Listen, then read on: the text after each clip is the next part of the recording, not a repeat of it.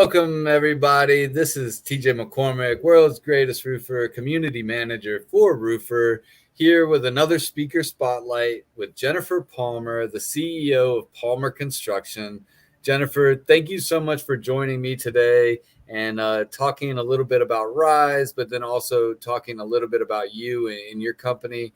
We've been doing these lives to showcase our speakers so people can get to know you a little bit better. But tell us a little bit about yourself.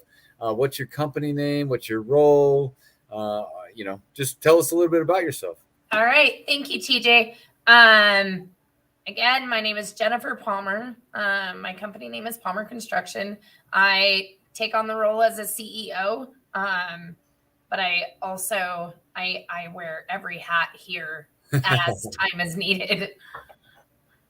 No doubt. You know what? I think in roofing, especially when I was doing roofing, I think I wore every hat as well. Even though I wasn't the owner, I still felt like it, even being the project manager, because most of the time the homeowners or business owners were calling me if there was a problem. It wasn't necessarily the owner, but not to say that the owner doesn't help put out fires every single day. But tell me a little bit about where you're at in the Pacific Northwest. People don't know a lot about roofers up there. You guys are a different breed all up and down the West Coast. And I'd like to learn a little bit about what type of roofing you guys are doing, what type of finance, your retail model isn't our retail model. Absolutely. So we are located in Spokane Valley, Washington, which is on the border of Idaho State. It's called the Inland Northwest, and beautiful country. We've got 10 minutes in every single direction, a lake, a river, a mountain. So beautiful. In the roofing industry, I know that you guys are in a lot of the storm belts down there. Yeah. And so it looks a little different here. Yeah. But we do get a ton of wind damage over here. Sure. Just this August, we had a major hailstorm, and that was the first time we've seen hail in over 70 years. Wow. So you guys do have an insurance market up there, but you're just not telling everybody, come storm chasing the rainiest place in the world. Well, I will say that some of the networks that I am in, that I believe I've met you last year at, there was a couple of people that ended up over here in our area, but the community here is kind of a tight niche, and they don't really appreciate that as much. Yeah. So we kind of have a different model. We're not storm chasers whatsoever. We're solidly foundation right here in the community. So many storm markets get a bad rap, or new storm markets when a roofer comes to town for the first time, especially in like hurricane zones. Like, everybody is so standoffish with the new guy, right? I grew up in a small town. We called Joe whenever we needed a roof, or we called Bob if we needed a pier, right? But you always knew the guy that was coming out to do your roof, and that's what's different in the storm chase model. You might not know who's going to be there, but typically people will trust just about whoever. But no, tell us a little bit about with work-life balance being such an issue these days. What's your favorite non-roofing thing to do?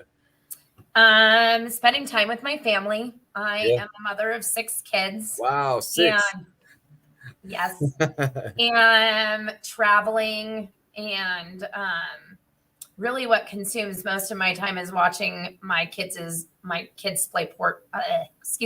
play sports. It's one of my favorite things to do.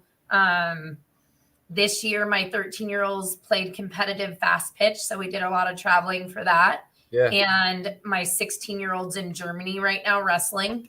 Oh, wow. I think I did see that online. Yeah. And so super fun. And those are the last 2 that I have left in school. So, and last in September, I'm about to be a grandma. So grandma. Yes. Oh my goodness. I remember when Jen Silver became a grandma last year when we were working together. How's that feel to be a grandma? I'm at that age now. I could be a grandpa soon. So I'm excited. That's the good thing about being a business owner. I'm turning my office right into a nursery.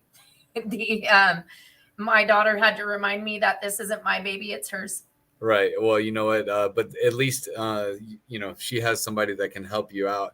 I live with Karina and our three kids, and we don't have anybody here because she's from Paraguay and then I'm from Virginia. So it's hard. At least she's got somebody around there. And you can Yes. remind her of that. Grandma Bear is here. Uh, Yep. tell me somebody that you look up to and why. It doesn't have to be somebody from the roofing industry. Is there somebody that you look up to for inspiration or just overall? Yeah. I look up to my mom and dad. They had amazing work ethic that they instilled in me growing up. They're still married after 40 plus years, and they showed me what it's like to never give up, and no matter how hard things get in relationships, marriage, and especially work. They owned the number one tire and automotive store in Nisqually for 35 plus years. And Wow. my husband and I just purchased that last year. So we're Wow. they've really taught us how to not just do life, but, to do business as well. Yeah, I remember as a kid, like growing up in a small town, or not in your area, but in a small town, like we had that one guy for the tires as well, had a beautiful shop, and but we always went there for all of our automotive needs. And still, my mom still says, I gotta call him now to come over and pick up the car. I was like, Ma, he's been doing your car for like 35 years, and she's like, Yep, he's still doing a good job. So that's great to hear. And you know what? You're the first person to say mom and dad as somebody that you look up to, that's inspirational in and of itself. My dad was also like a father to my husband. My husband started working for my dad at age 14. Wow. And so, my husband's also somebody I look up to, and I don't want to leave him out. He really is a lot like my dad with some serious work ethic. I remember times that he was working out in like negative 40-degree weather and just making sure that, we're taken care of. So that's not everyone has that these days. And so I really appreciate that. Yeah, you got to have somebody strong beside you, especially as a partnership, right? Right. But do you read any books? I do. Yeah. What was the last one that you read that maybe somebody could use in their library?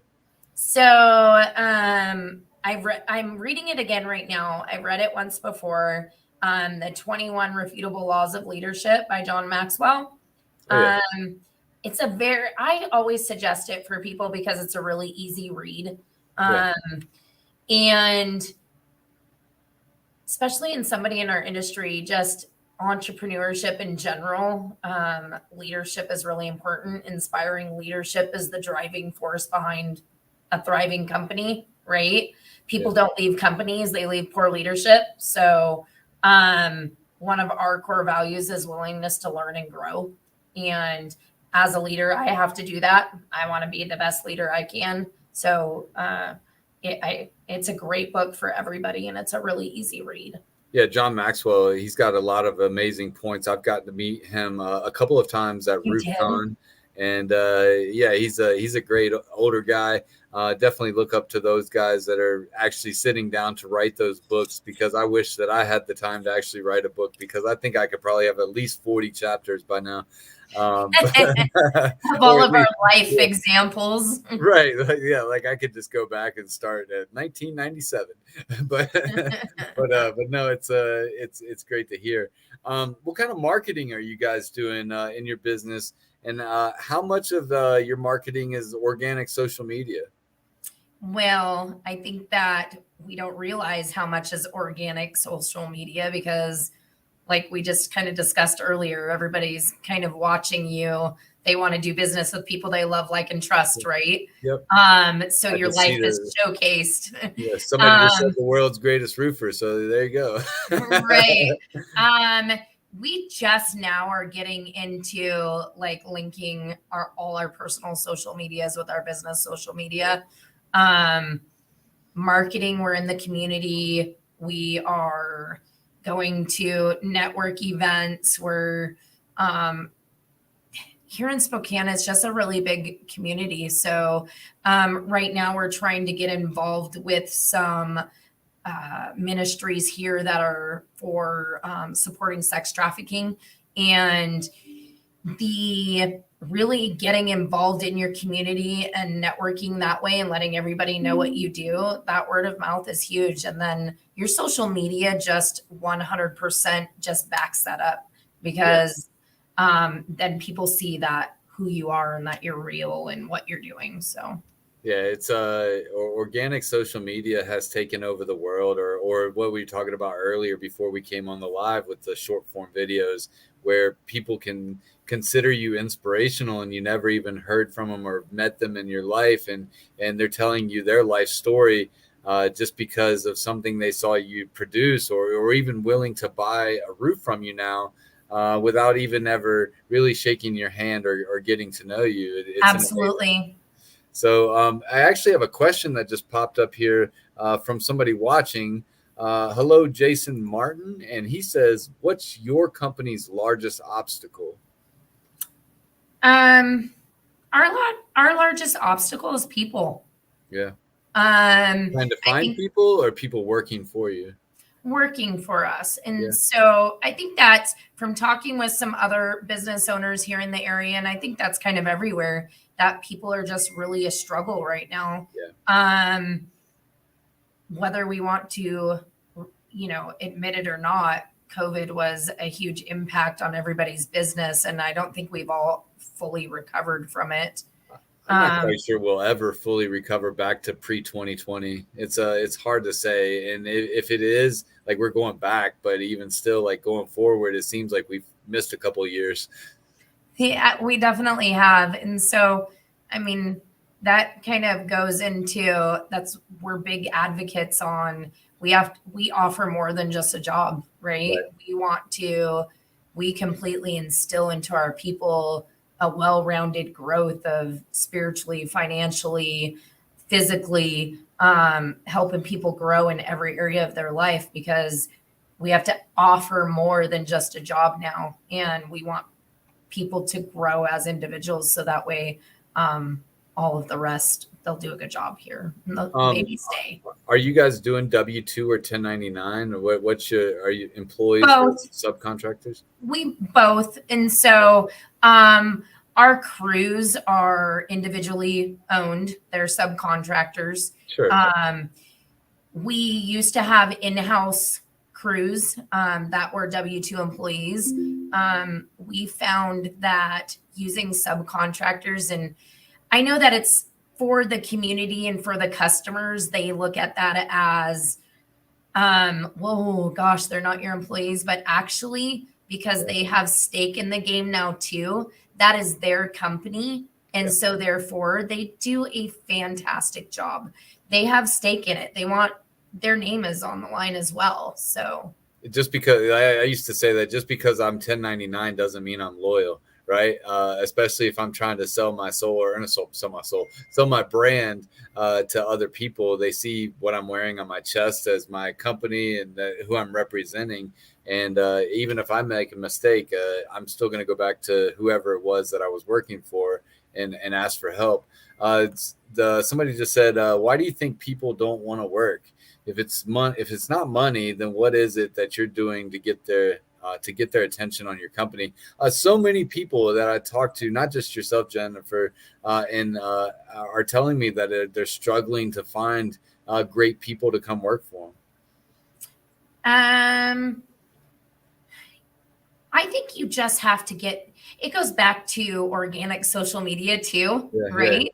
We're just plugging into that network. And I think where you're marketing to the mass communities is like on Indeed and in these other areas. People aren't just flocking anymore to just a job posting, right?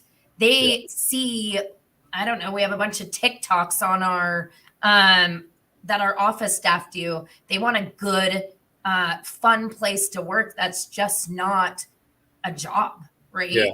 A family to join, a place that has fun on the same aspect. And so I definitely think organic social media definitely and networking goes to even finding jobs at this point. Yeah, no doubt. The are you guys I'm sorry, are you finding it harder to make sales with the economy right now, or is it been pretty easy? A lot of people are telling me a little bit of both. So Um, I don't know. I haven't seen a major impact, and it's because, our model here is, I want to say 70% insurance, 30% retail. And so insurance money isn't going away. right. The wind storms and insurance damage is not going away just because of the economy. So I definitely think I haven't seen a major impact yet. And I'm going to stand firm in my affirmations that we're not going to see an impact. Right. Let me ask you this. I don't know much about the insurance market up there in the Pacific Northwest, but are you guys finding it easy to work with insurance carriers? Are you having the same struggles that everybody else is in regular storm markets like Denver, Texas, Florida? Yeah, we have the same struggles as everybody else. Yeah.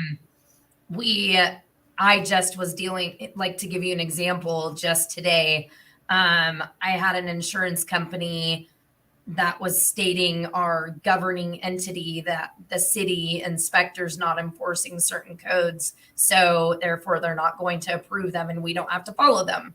Well, that's not the case, right? Yeah. We operate with integrity and we're going to do what's right every single time, regardless of what an insurance company is telling us to do. Do you guys have a lot of building codes per area up there, or you guys just on the IIRC? Most of it follows the IRC and the IBC, but we are a little different than the storm markets. And for one roofing project, we have 3 inspections. Oh yeah. So I know that I've spoken to a couple of friends that are in like the Texas market, and they don't have that. So No, they don't even have to pull a permit. right. And so we had another roofing company here in the area that was actually blasted for that, and on the actual national news, the local news here. So for not pulling permits or pulling permits and not getting the inspections done. Yeah. We have a pre, a mid, and a post inspection on commercial here in Colorado. But typically we don't have an inspection on residential till post after the roof is built. We have ice and water, deck, and final. And they make sure we have drip edge. They make sure we have venting, ice and water. It's particular.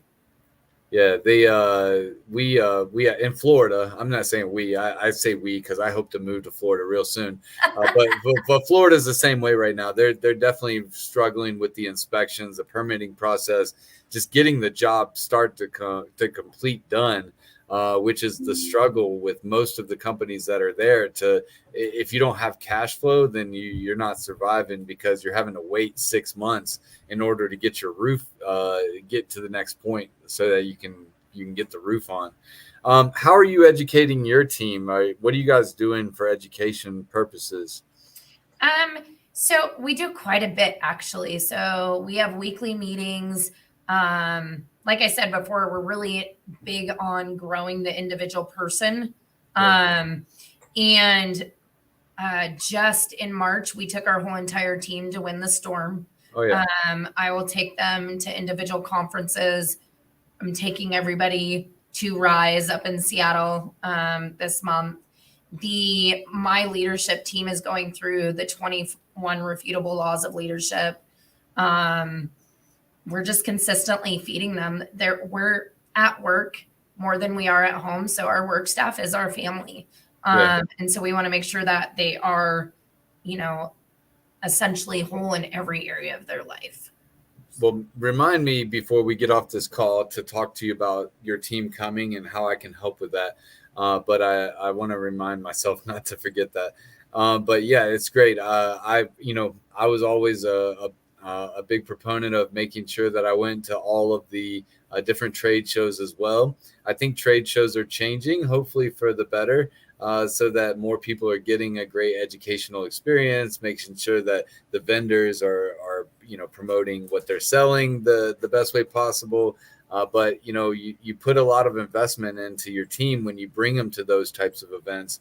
And Absolutely. I'm really big on making sure that people are getting educated properly while they're at them, instead of it just being a party, right? But Yes. yeah, it means a lot to me. If I pay $1,000, $1,500 a ticket, that I take at least $1,000, $1,500 worth of a ticket back with me, instead of a hangover. But name one piece of technology that you guys have been implementing into your roofing company, and are you planning on implementing anything new coming soon? Um, well, I just got off the phone with Ink, thanks to your Oh, yeah. introduction. Um, Ryan the Holiday and Ken Lawler are the greatest friends you could have. I promise you. And if you're a roofer out there and you haven't got to meet the guys over at Inc., I'm not just saying that because they're a sponsor. Because Square Dash is great, Good Leap is great, but my friends over at Inc., they truly try to kill it for every roofer they work with. Yeah, I enjoyed the conversation, yeah, so I really appreciate it. And some of the things we've implemented in the last year is, we went 100% digital, yeah, uh, digital contracts, digital payments, texting within our CRM, even down to digital pre-inspections and digital QC inspections. Um, Everyone is working from their phones nowadays, and yeah. so we have to innovate in this world of technology to make sure we're offering the best and easiest solutions for our customers, the company, and our employees. So Yeah. Somebody just asked a great question. Jennifer Clements is one of my friends. She asked, "What women do you have speaking at Rise?" We have the great Jennifer Palmer here, who's speaking in Seattle. We have Amanda Fields, the director of Roofing Contractors Association of Washington. We've had Crystal Watterson, Elizabeth Calzadilla. We've had so many great women on stage this year. Silveria Garcia. Sorry, I don't mean to miss Sil. She was great down at Houston. So we definitely have. I wanted to make sure that we had just as many women, men, minorities up on stage, because we couldn't do it without everybody in this industry. And you know what? What better than to have a woman business owner, a woman roofing company business owner up on stage, right?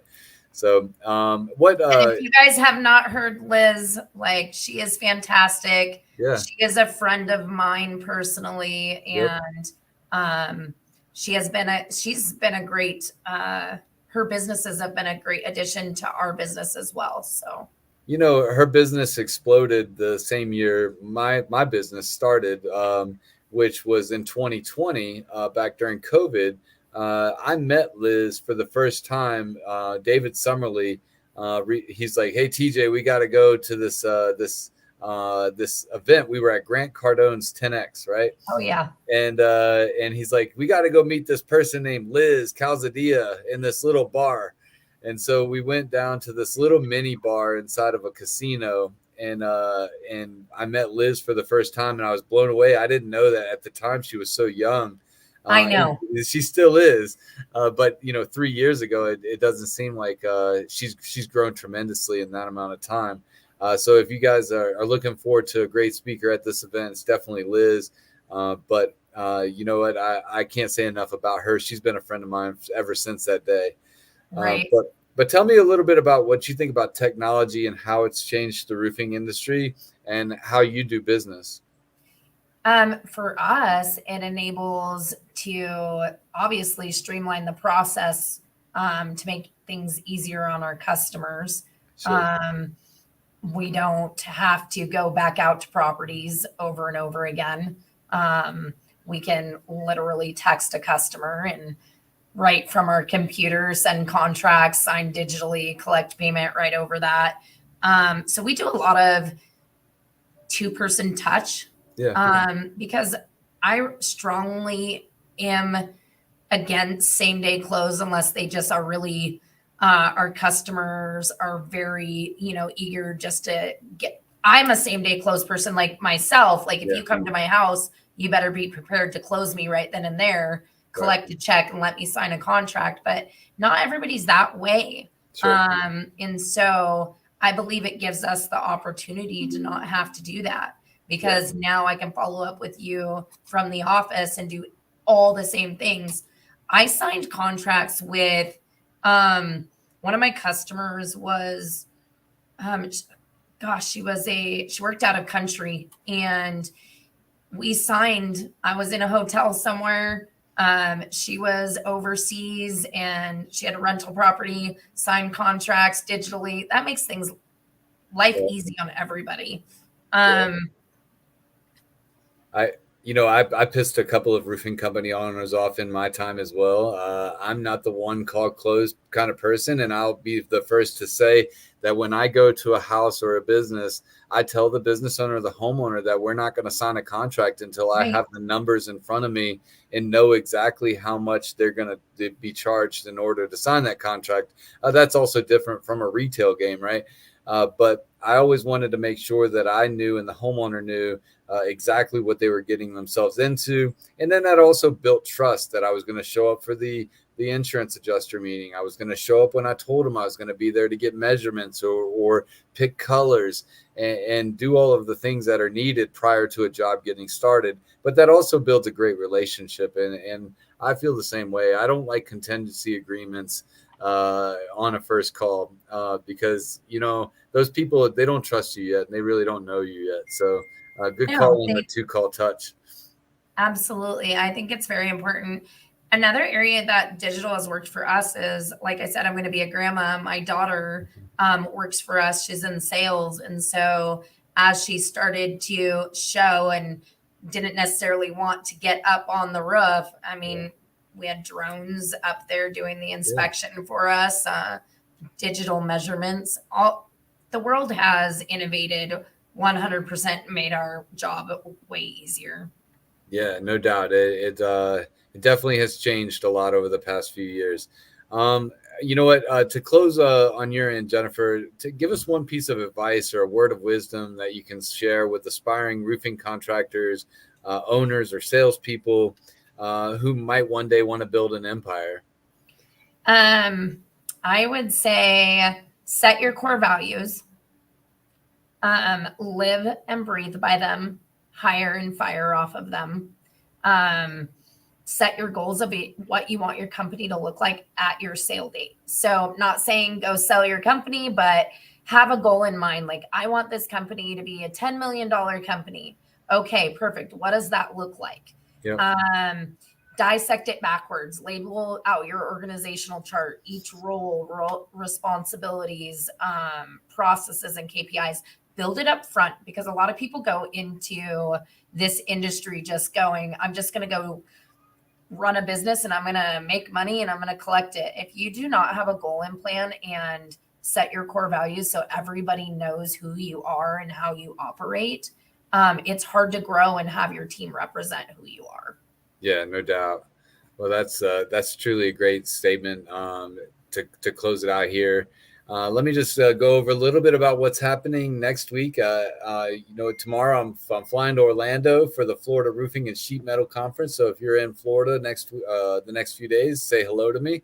But thank you to our sponsors for Rise, ABC, Goodleap, Inc., Square Dash, Business 411, Company Cam, Lead Scout, Rilla, Coastal Claims, World's Greatest Roofer, Signs Global, and then last but not least, certainly not least, is RoofCon. They just became a sponsor this past week, so I'm excited that they've joined us on this journey. Down in the bottom right-hand corner of the screen, you see get your tickets at roofer.com/rise, RISE.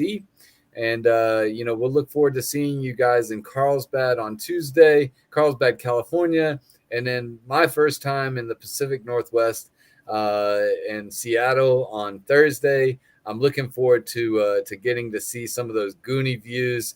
That's what I call them out there. But when I was in the Navy, I had an opportunity to choose between Norfolk, Seattle, and then also Guam. and I chose the horrible place of Norfolk instead of going to Guam or to Seattle. So I'm sad I didn't get out there back in those days. But thank you guys for joining us today.